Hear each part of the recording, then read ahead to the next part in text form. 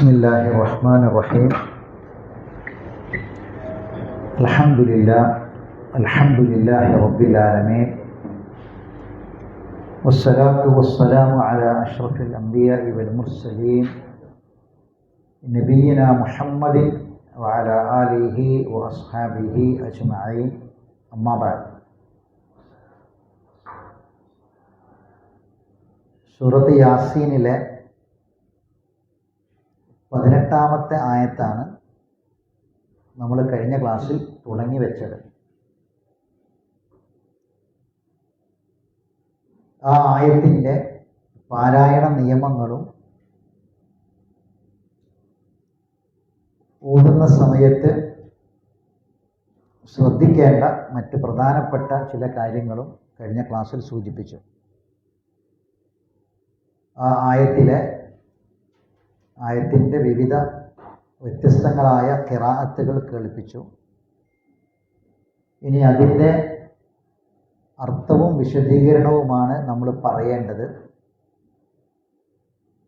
അതിനിടയിലാണ് ഖുർആനിനോടുള്ള നമ്മുടെ 10 ബാധ്യതകൾ,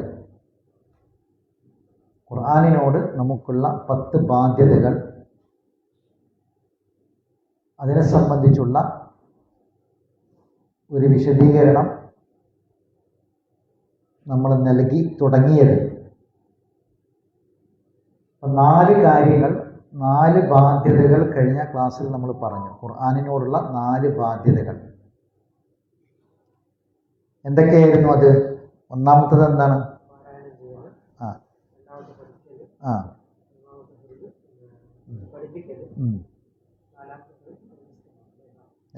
ബൈ ഹാർട്ടാക്കുക. അല്ലാഹു സുബ്ഹാനഹു വ തആല നമുക്ക് നൽകിയ എല്ലാ നിഅമത്തുകളെ സംബന്ധിച്ചും ചോദ്യം ചെയ്യും എന്ന് ബോധമുള്ള ആളുകളാണ് നമ്മളൊക്കെ. എല്ലാ നിഅമത്തിനെ കുറിച്ചും ചോദ്യം ചെയ്യും. അല്ലാഹു സുബ്ഹാനഹു വ തആല നമുക്ക് പൂർണ്ണമാക്കി തന്ന ഒരേ ഒരു അനുഗ്രഹം അത് ഖുർആനാണ്. അൽയൗമ അക്മൽതു ലക്കും ദീനക്കും വ അത്മംതു അലൈക്കും നിഅമതി. എൻ്റെ നിഅമത്ത് നിങ്ങൾക്ക് ഞാൻ പൂർത്തിയാക്കി തന്നു എന്നാണ് പറഞ്ഞത്. ആരോഗ്യം നിഅമത്താണ്, സമ്പത്ത് നിഅമത്താണ്, മക്കൾ നിഅമത്താണ്, ഒക്കെ നിഅമത്താണ്. അതൊന്നും പൂർണ്ണമാണ് എന്ന് നമുക്കാർക്കും അഭിപ്രായം ഇല്ല.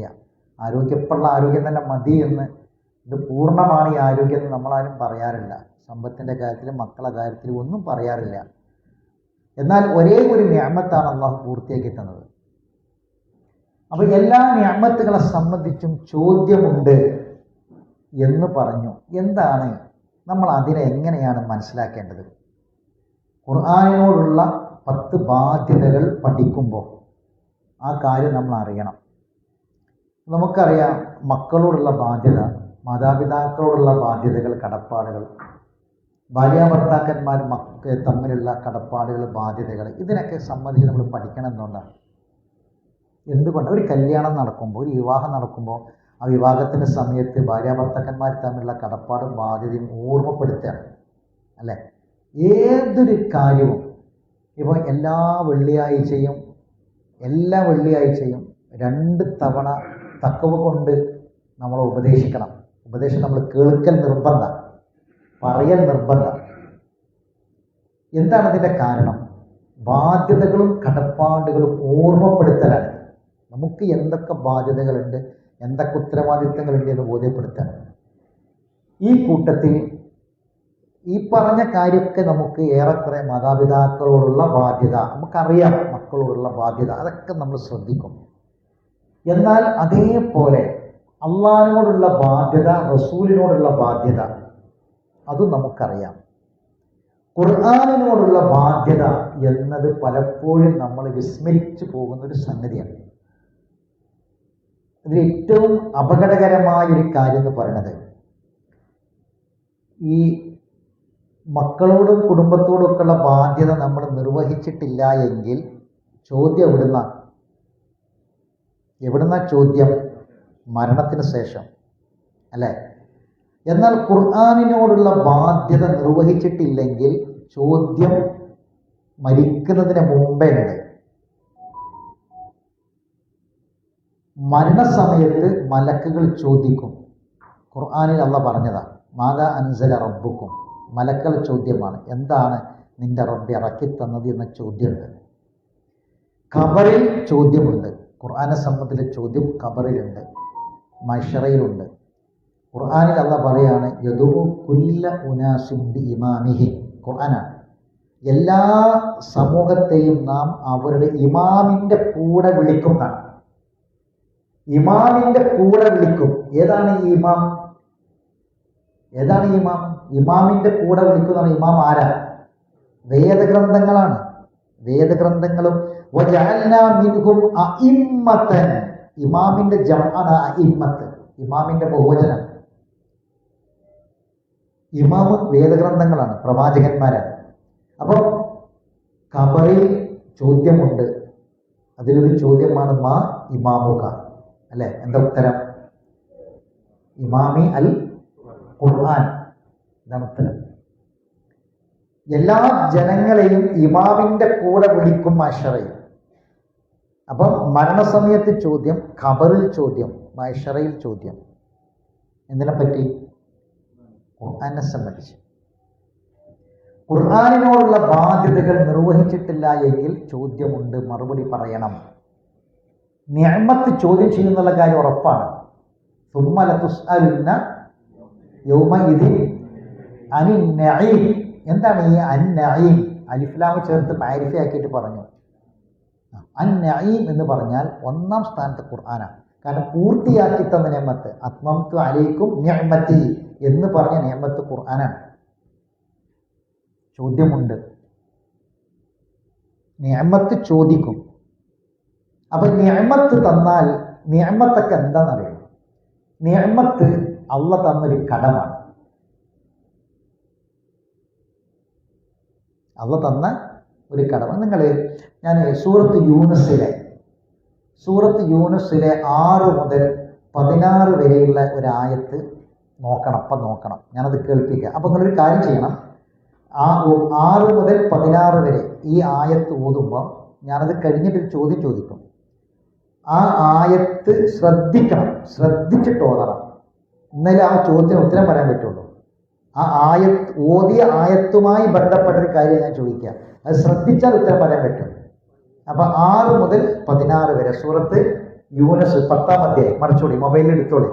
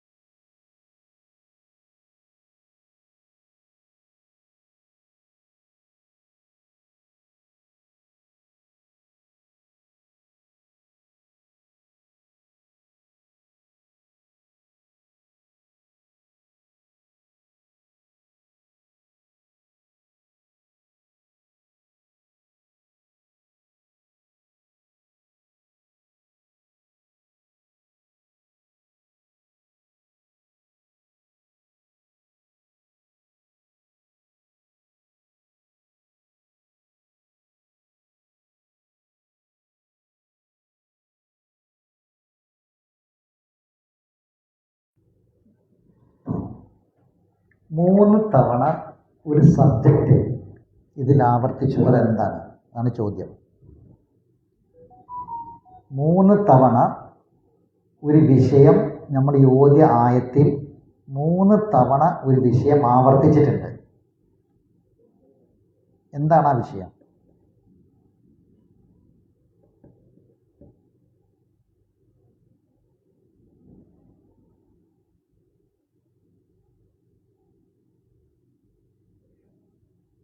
പറഞ്ഞോളി. ആയത്തിൽ നോക്കിയാൽ കാണാം. നമ്മൾ അതായത് ആയത്ത് ഓതുമ്പോൾ നമ്മൾ ശ്രദ്ധിക്കണം എന്ന് പറഞ്ഞത് 3 തവണ ആവർത്തിച്ച ഒരു സബ്ജക്റ്റ് ഉണ്ടായില്ലേ.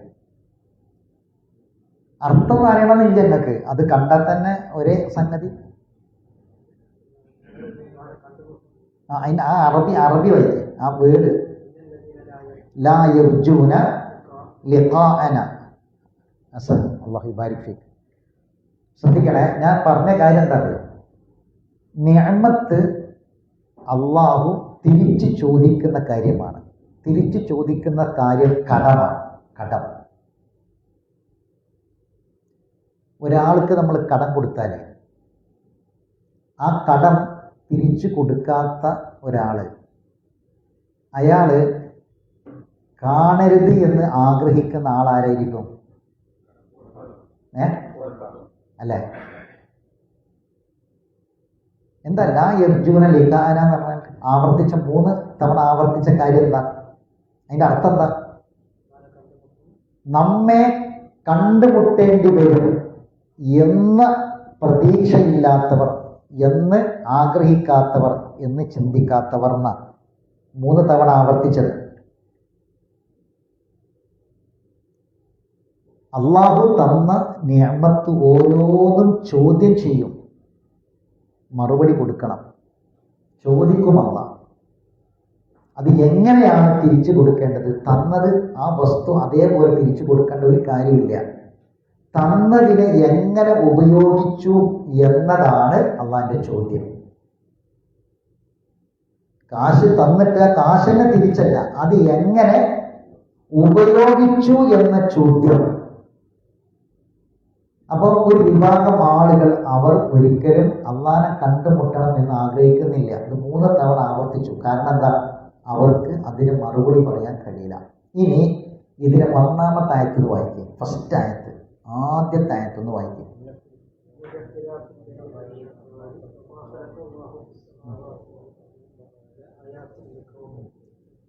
ഇതൊരു പഠനമാണ്, ക്ലാസ്സാണ്, നമ്മൾ ഒരു പ്രസംഗമല്ല. ഇത് നമ്മളെ മനസ്സിൽ നിൽക്കണം. ഇവിടുന്ന് പോയാലും എന്താണ് കിട്ടിയെന്നുള്ളത് ഹൃദയത്തിൽ നിൽക്കണം. അതിനാണ് ഇന്നഫി ലൈലി വന്നഹാർ, രാവിന്റെയും പകലിന്റെയും മാറി മാറി വരവിലും ഒന്നുകൂടിയുണ്ട്. ആകാശത്തിലും ഭൂമിയിലും അള്ളാഹ് എന്തൊക്കെ പടച്ചിട്ടുണ്ടോ അതിലും ആയാത്തിൽ ചില തെളിവുകൾ, ചില ദൃഷ്ടാന്തങ്ങൾ, ചില പാഠങ്ങൾ ഉണ്ട്. ആർക്ക്? യത്തഖൂൻ, അള്ളാഹിനെ സൂക്ഷിച്ചിട്ട് ജീവിക്കുന്ന മുത്തഖീങ്ങളായ ആളുകൾക്ക്. എന്താണ് ഈ പറഞ്ഞത് മനസ്സിലായോ?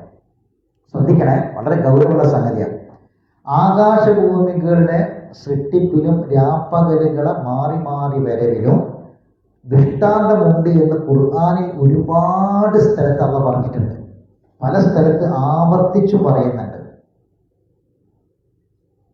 ഒരു സ്ഥലത്ത് ശ്രദ്ധിക്കണം, ഒരു സ്ഥലത്ത് രാവും പകലും മാറി മാറി വരുന്നതിൽ ലിഖൗമിൻ യതഫക്കറൂൻ എന്നാ പറഞ്ഞത്. ചിന്തിക്കുന്നവർക്ക് ദൃഷ്ടാന്തമുണ്ട്. എന്താണ്? ചിന്തിക്കുന്നവർക്ക് ദൃഷ്ടാന്തമുണ്ട്. ചിന്താശേഷിയുള്ള എല്ലാവർക്കും അത് മുസ്ലിം തന്നെ ആവണമെന്നില്ല. മനസ്സിലായ? മുസ്ലിം ആവണമെന്നില്ല. മുസ്ലിം ആവട്ടെ, മുസ്ലിം അല്ലാത്തവരാകട്ടെ, ചിന്തയും ബുദ്ധിയുമുള്ള എല്ലാവർക്കും രാപ്പകലുകളെ മാറ്റത്തിൽ ദൃഷ്ടാന്തമുണ്ട്. ഈ ആയത്തിൽ എന്താ പറഞ്ഞത്? യതഫക്കറൂനാണോ? അല്ല, പിന്നെന്താ? യത്തഖൂൻ, മുത്തഖിയായ ആളുകൾക്ക് ദൃഷ്ടാന്തം എന്നാ പറഞ്ഞത് അല്ലേ? എന്താ വ്യത്യാസം?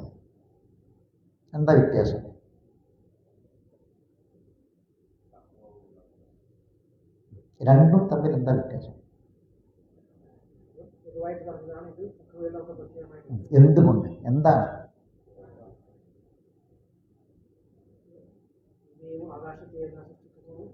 നമ്മൾ സാധാരണ ഇതിൻ്റെ സയൻസാ പറയാം, ശാസ്ത്രം. രാവും പകലും മാറി വരുന്നു എന്നത് ഭൂമിയുടെ ആകൃതിയെ സൂചിപ്പിക്കുന്നു. ഭൂമിയുടെ ആകൃതിയെ സൂചിപ്പിക്കുന്നു. ഒന്ന്. രണ്ട്, സൂര്യനെ സൂചിപ്പിക്കുന്നു. ഭൂമിയുടെ കറക്കത്തെ സൂചിപ്പിക്കുന്നു. ശാസ്ത്രം പഠിക്കാത്ത, ശാസ്ത്രത്തെക്കുറിച്ച് ഒരു അറിവുമില്ലാതിരുന്ന 1447 വർഷങ്ങൾക്ക് മുമ്പ് എഴുത്തും വായനയും അറിയാത്ത മുഹമ്മദ് നബി ഇത് പറഞ്ഞു. മനസ്സിലായില്ല? അപ്പൊ അതിന് നമ്മൾ എന്ത് പറയും? ശാസ്ത്രത്തെ പറയും. ആകാശഭൂമികളുടെ സൃഷ്ടിപ്പിലും രാപ്പകലിന്റെ മാറി മാറി വരലും ചിന്തിക്കുന്നവർക്ക് ദൃഷ്ടാന്തമുണ്ട് എന്നത് സയൻസാണ്, ശാസ്ത്രമാണ് എന്ന് പറയും. ആ ശാസ്ത്രം എല്ലാവർക്കും ഉൾക്കൊള്ളാം. മുസ്ലിമിന് ഉൾക്കൊള്ളാം, മുസ്ലിമീങ്ങളല്ലാത്തവർക്കും ഉൾക്കൊള്ളാം. ഇവിടെ ആരെയാണ് അള്ളാഹു പറഞ്ഞത്? മുത്തഖി. അവിടെ എന്താ? മുത്തഖിയോട് ശാസ്ത്രമാണോ പറഞ്ഞത്? ആണോ? അല്ല. മുത്തഖിയോട് പറഞ്ഞ ദൃഷ്ടാന്തം ആയാത്ത് എന്താണ്? രാവുപകലുകളെ മാറി മാറി വരലിൽ ദൃഷ്ടാന്തമുണ്ട് എന്ന് ഖുർആനിൽ പല സ്ഥലത്തും ചിന്തിക്കുന്നവർക്ക് ദൃഷ്ടാന്തം പറഞ്ഞു. ചിന്തിക്കുന്നവൻ മുസ്ലിം ആകട്ടെ അല്ലാത്തവനാകട്ടെ അവൻക്കൊക്കെ ഈ ശാസ്ത്രം ബോധ്യപ്പെടും. എന്നാൽ മുത്തഖിയോട് പറഞ്ഞത് രാവും പകലും മാറി മാറി വരിക എന്നുള്ള ദൃഷ്ടാന്തം എന്താണെന്നറിയോ? എന്താ?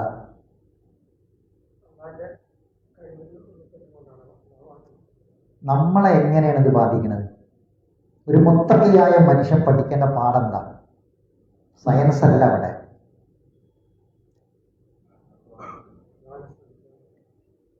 ജയിൽക്ക. നിങ്ങൾക്ക് എത്ര വയസ്സായി?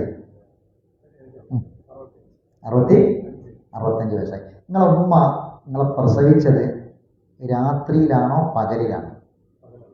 പകലിലാണ്. അറിയാത്തവരാരെങ്കിലും ഉണ്ടെങ്കിൽ, ഉമ്മ ജീവിച്ചിരിപ്പുണ്ടെങ്കിൽ ഉമ്മനോട് ചോദിക്കണം. ഇന്ന് ക്ലാസ് കഴിഞ്ഞ് പോയിട്ട് ആദ്യം ചോദിക്കേണ്ട ചോദ്യം ഉമ്മയോട്, ഉമ്മ നിങ്ങൾ ഇന്ന രാത്രിയാണോ പ്രസവിച്ചത് പകലാണോ പ്രസവിച്ചതെന്നാണ് ചോദിക്കേണ്ടത്. രാവും പകലും നമ്മുടെ ആയുസ്സാണ്. രാപ്പകലുകളിൽ മുത്തഖീങ്ങളായ ആളുകൾക്ക് ആയാത്തുണ്ട് എന്ന് പറഞ്ഞാൽ അത് അതിലെ സയൻസ് അല്ല. രാവും പകലും നമ്മുടെ ആയുസ്സാണ്.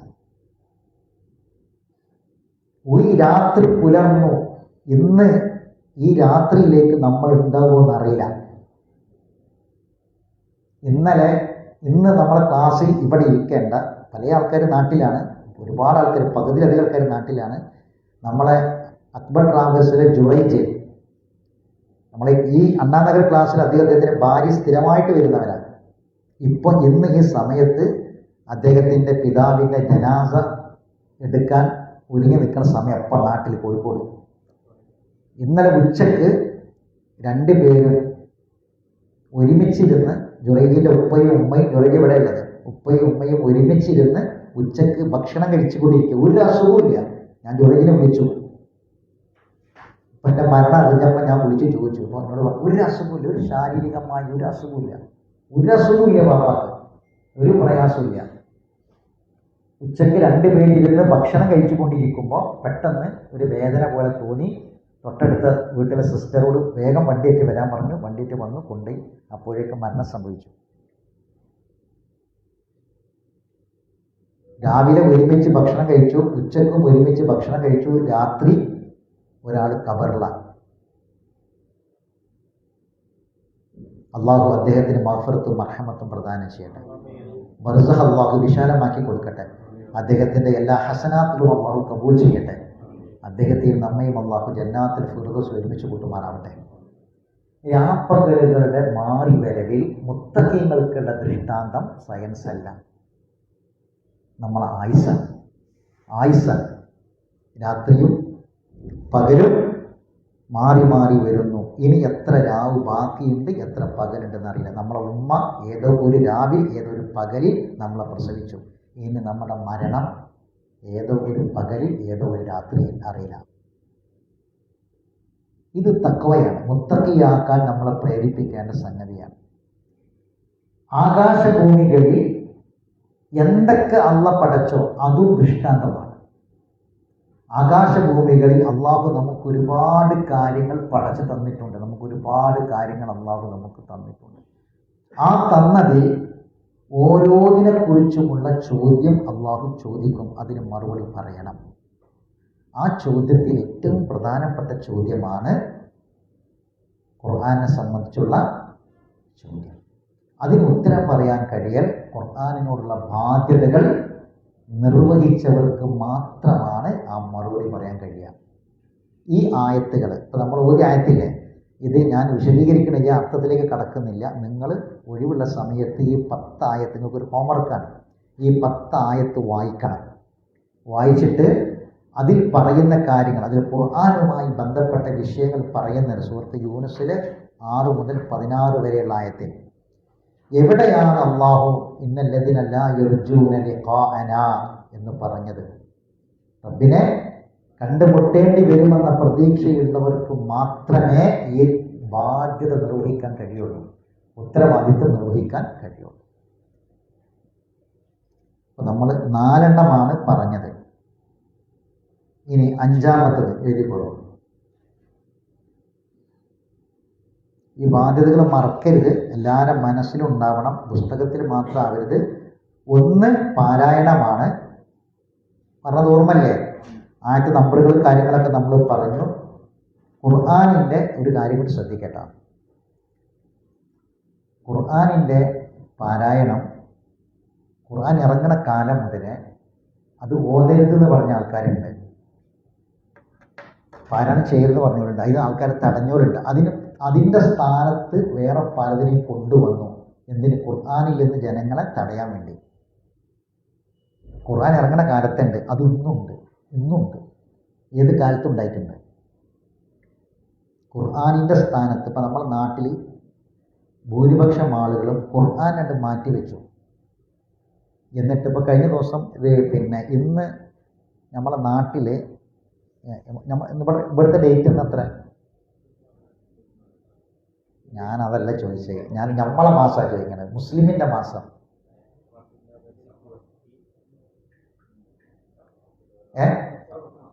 സഫർ എത്ര? ഇന്ന് സഫർ എത്ര? ഇവിടെ എത്ര? സഫർ 29 നാട്ടിൽ 29. ഇവിടേക്ക് അറിയില്ല, നാട്ടിൽ 29 ഇന്ന് മാസം കണ്ടാൽ നാളെ ഏതാ മാസം? റബീഉൽ അവ്വൽ. നാളെ എന്താഴ്ച? തിങ്കളാഴ്ച. സുന്നത്തോടെ കടക്കുക. നബിനോട് ചോദിച്ചു, തിങ്കളാഴ്ച നോമ്പിൻ്റെ പ്രത്യേകത എന്താണ്? റസൂൽ പറഞ്ഞു, ഫീഹി ഉലിത്തു, ഞാൻ ജനിച്ച ദിവസമാണ്. ആര്? ഒരു മാസമല്ല, ഏതെങ്കിലും ഒരു മാസത്തിലല്ല, എല്ലാ തിങ്കളാഴ്ചയും നബിദിനാണ്. എല്ലാ തിങ്കളാഴ്ചയും നബിദിനാണ്. ഒരു മാസത്തിൽ ഏതെങ്കിലും ദിവസമല്ല, എല്ലാ തിങ്കളാഴ്ചയും. അതെങ്ങനെ ആഘോഷിക്കേണ്ടി? അപ്പം ഇൻഷാ അല്ലാഹ് നാളെ തിങ്കളാഴ്ചയാണ്.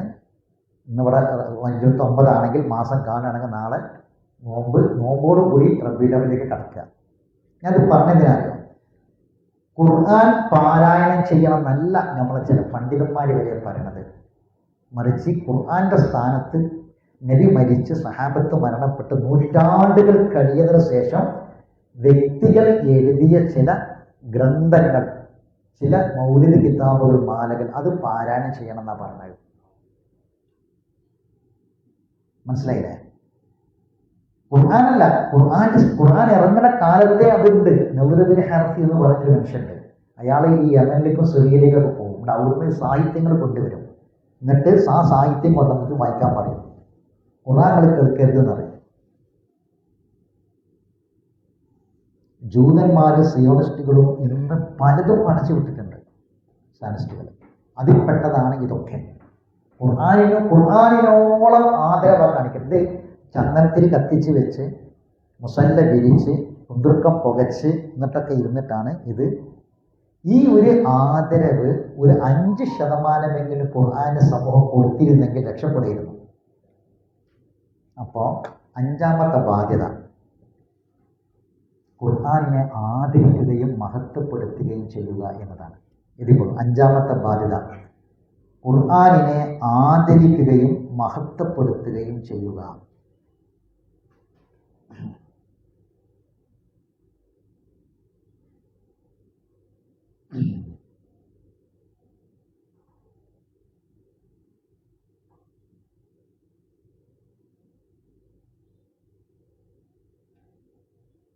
ഖുർആനിനെ ആദരിക്കുകയും മഹത്വപ്പെടുത്തുകയും ചെയ്യുക. ഇത് ഖുർആനിനോടുള്ള ബാധ്യതയാണ്. ഇത് കുറച്ച് ഒന്ന് രണ്ട് കാര്യങ്ങൾ ഞാൻ പറയാം, ശ്രദ്ധിക്കണേ. ഖുർആനിനെ ആദരിക്കുക, മഹത്വപ്പെടുത്തുക എന്ന് പറഞ്ഞാൽ അതിനിപ്പോൾ അറബിയിൽ നമ്മൾ പറയല് അത്തഅലീമു വൽ ഇജ്ലാൽ എന്നാണ്. രണ്ട് ആയത്ത് നമ്പർ നോട്ട് ചെയ്തോളൂ. ഇപ്പം നിങ്ങൾ നോക്കണ്ട, പിന്നെ നോക്കിയാൽ മതി. 74-ൽ 25, 74-ൽ 25, 74-ൽ 25, 9-ൽ 6.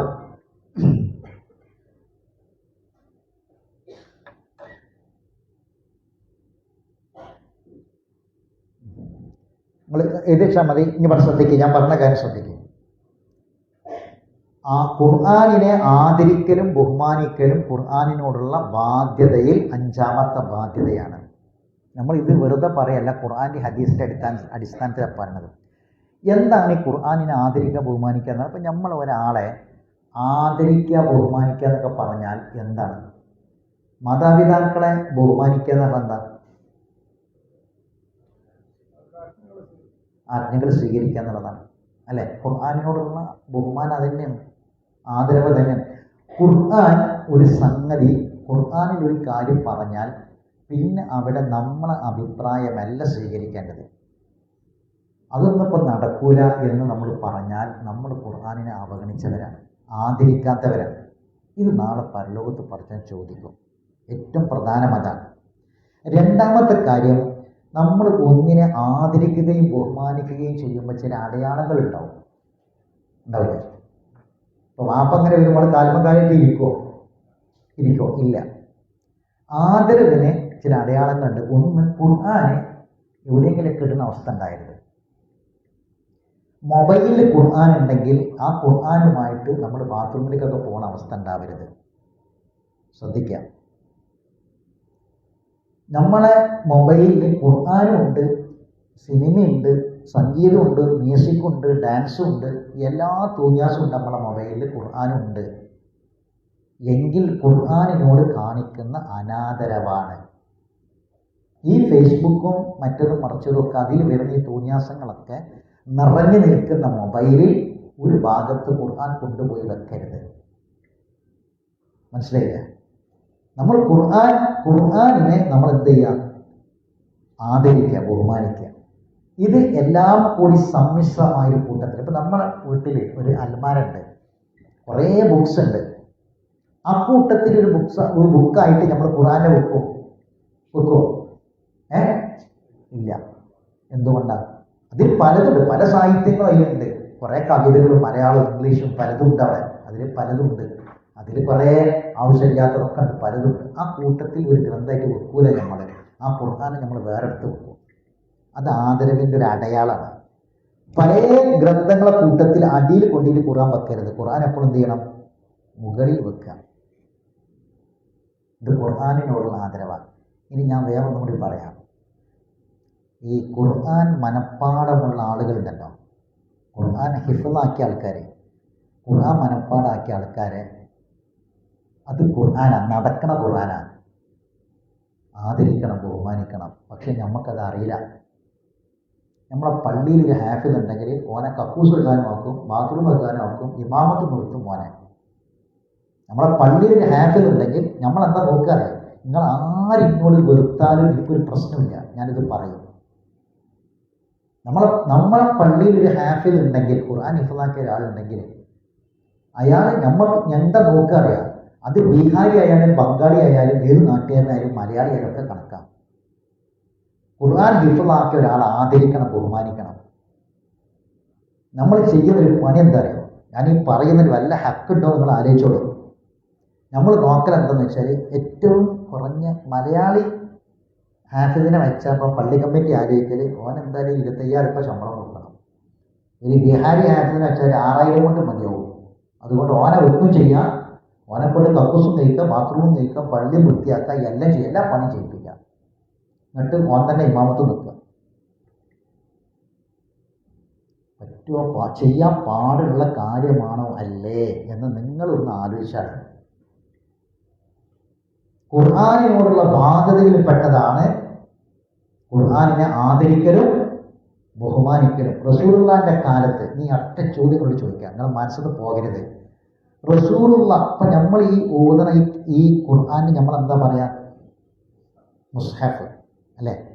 റസൂലുള്ള വഫാത്താകുമ്പോൾ മുസ്ഹഫ് ഉണ്ടാവും? ഇല്ല. പിന്നെ എന്താ ഉള്ളത്? ഖുർആനാണുള്ളത്. റസൂലുള്ള വഫാത്താകുമ്പോൾ ഖുർആനാണുള്ളത്. ഖുർആൻ പൂർണ്ണമായി, മുസ്ഹഫ് ഇല്ല.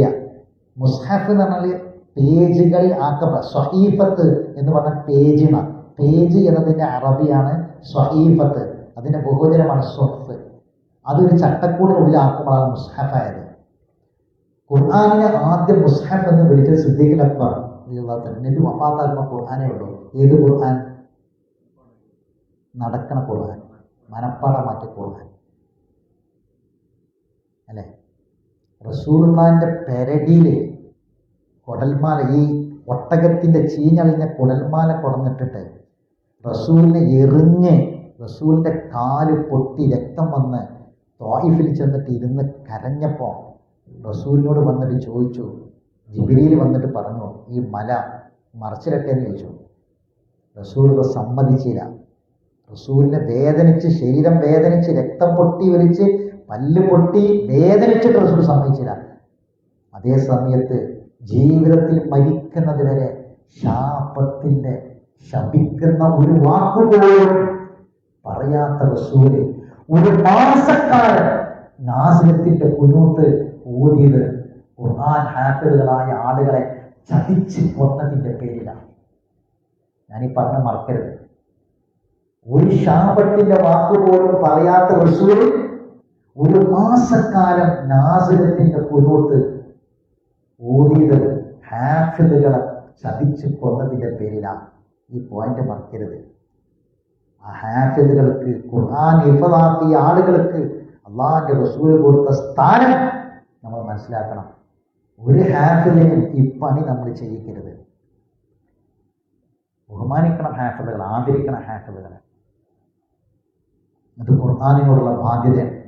ഒരു മുസ്ലിം നാളെ ചോദ്യം ചെയ്യപ്പെടുന്ന ഖുർആനിനുള്ള ബാധ്യതകളിൽ 5ാമത്തെ ബാധ്യതയാണ് തഅ്ലീമും ഇജ്ലാലും. ഖുർആൻ പഠിച്ചവരെ ബഹുമാനിക്കുക, ആദരിക്കുക എന്നത്. ഖുർആൻ മനഃപ്പാടമാക്കിയവരെ. ഇത് ഖുർആനുള്ള ബാധ്യതയാണ്. എത്രമാത്രം പദവിയും സ്ഥാനവുമാണ് റസൂലുള്ളാഹി സ്വല്ലല്ലാഹു അലൈഹി വസല്ലം ആ വിഷയത്തിൽ കൊടുത്തത് എന്ന് നമ്മൾ ചിന്തിക്കാം. ശരി, സമയമായി. ഇനി ഇൻഷാ അല്ലാഹ് ബാക്കി കാര്യങ്ങൾ നമുക്ക് അടുത്ത ക്ലാസ്സിൽ വിശദീകരിക്കാം. ഈ ആദരവും ബഹുമാനവും നൽകുന്നതിൻ്റെ ഭാഗമാണ് നമ്മളിവിടെ എത്തിപ്പെട്ടത്. ഖുർആനിലുള്ള ആദരവും ബഹുമാനവും നമ്മുടെ ഹൃദയത്തിൽ ഉള്ളത് കൊണ്ടാണ് ഈ സമയം നമ്മൾ നഷ്ടപ്പെടുത്താതെ, ഒരു ഒഴിവുള്ള ദിവസം ഒരു 45 മിനിറ്റ് സമയം നഷ്ടപ്പെടുത്താതെ നമ്മളിവിടെ ഇരിക്കുന്നത്. അള്ളാഹു ഇത് മരിക്കുന്നത് വരെ നിലനിർത്തി തരട്ടെ. നമ്മൾ എവിടെയെങ്കിലും നമ്മളെ സമയത്തുമ്പോൾ മരിക്കും. അള്ളാഹ് പറയാണ്, മലക്കുകൾ വന്നിട്ട് ചോദിക്കും, മാതാ അൻസല റബ്ബുക്കും. ഉത്തരം പറയേണ്ടത് ഖാലൂ ഖൈറ എന്നാണ്. എന്താ മറുപടി? ഖാലൂ ഖൈറ. പടച്ചവനെ ഇറക്കി തന്നത് എനിക്കൊരുപാട് ഖൈറുകളായിരുന്നു, നന്മകളായിരുന്നു എന്നതാണ്. അതുകൊണ്ട് ഈ ലോകം ഇവിടെയുള്ളതെല്ലാം ബാക്കിയുള്ളവർക്ക് കൊടുത്ത് നമ്മൾ പോകും. ഒക്കെ ബാക്കിയുള്ളവർക്ക് കൊടുത്തു പോകും. നമുക്ക് കൊണ്ടുപോകാനുള്ളത് ഈ ഇരിക്കുന്നതും ഈ പഠിച്ചതും ഈ കേട്ടതും അള്ളാന്റെ കലാമുമാണ്. അത് സമ്പാദിക്കാം.